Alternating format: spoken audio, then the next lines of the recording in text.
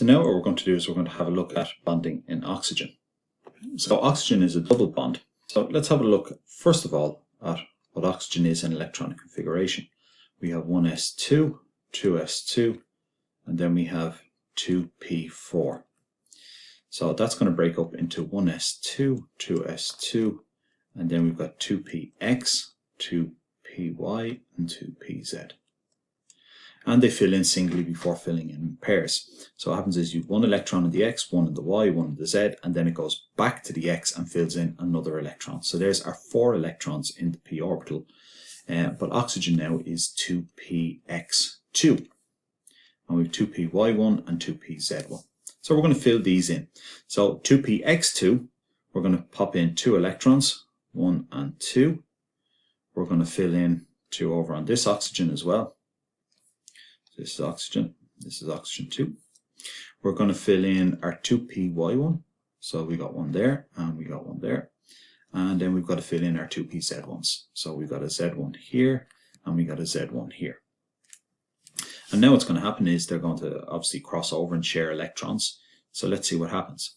So first of all, you don't get anything between the 2px's. So nothing happens here. The reason why is both of their orbitals are full. Remember that the px orbital can hold 2 electrons, no more. So this is full. So the px orbital is not going to be involved in bonding here. The other 2 orbitals will be. And sometimes this, depending on the way you draw it out, this is where the confusion can occur. So what's going to cross over? Well, you're going to have the 2 py's. There you go there. And then you're also going to have the pz's. So you're going to share those electrons. So you're going to have 2 single bonds. So you're going to have oxygen and oxygen. And often when students look at this, they think, okay, well, we have a sideways overlap amongst the y orbitals. So that's got to be a pi bond because it's sideways overlap. And then they see the green one, which is the pz's. And they kind of go, well, that's sideways, so that's pi. So in oxygen, there is 2 pi bonds. But this actually isn't the case. The only reason why these ones in blue are called py is because of the way we're actually drawing it out and the way we're looking at it. For example, you can take this molecule here and you can rotate it 90 degrees around that way. And you can take the molecule on the right and you can rotate it 90 degrees around that way. And if you do that, you would have the 2 blue orbitals facing each other for a head-on overlap. Now, if you did that, when you rotated them, the green ones would still be actually in the same place. So what happens when these molecules react is that you have the 2 py orbitals are actually they're actually px's, depending on what way you're looking at them. If you turn your head sideways, they're px's, and the yellow one becomes a py. So realistically, if they're called px's, py's, pz's is almost irrelevant.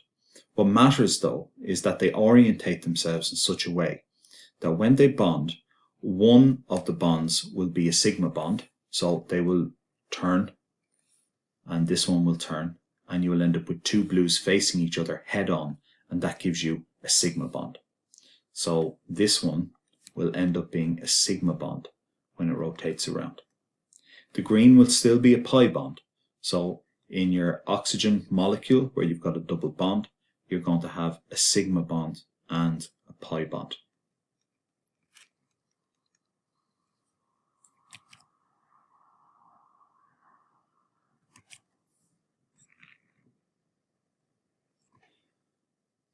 So just to give you an idea of the rotated structure. So again, remember that your px in this one is the yellow, and that's full.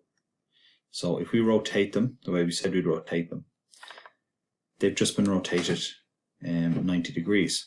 So the yellow one was the px, so you can see that here, and the blue one was the py, and the green one is still the pz. But what you can see here is now, when they've rotated, the py's, which have become the px's, now have a head-on overlap. So this becomes a sigma bond. and then your green one is still sideways overlap, so that's pi. So again, that's the reason why oxygen has got a sigma and a pi bond.